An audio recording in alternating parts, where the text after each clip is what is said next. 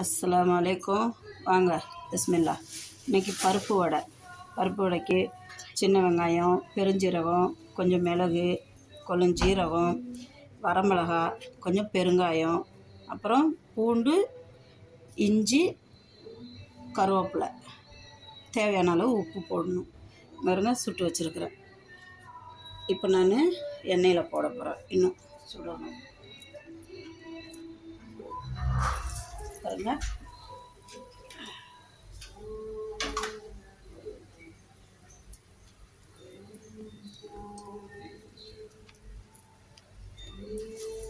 பருப்பு வடை நல்லாயிருக்கும். சாயங்கால நேரத்தில் டீ கூட சாப்பிட்றதுக்கு, சாப்பாடு கூடயும் சாப்பிட்டுக்கலாம், டீ கூடயும் சாப்பிட்லாம். செம்மையாக இருக்கும் பருப்பு வடை. கொஞ்சம் மேலே தூக்கி பிடிப்பேன். அனல் ரெடி பண்ணிட்டு பாருங்கள். மசால் வடைன்னுவாங்க, மசால் வடையும் சொல்லலாம்.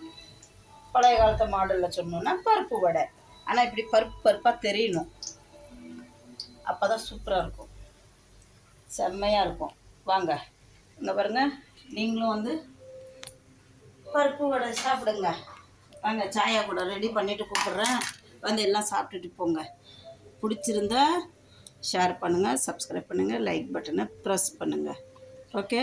இது ஆதவன், இவன் தான் எங்கள் செக்கிங் மாஸ்டர்.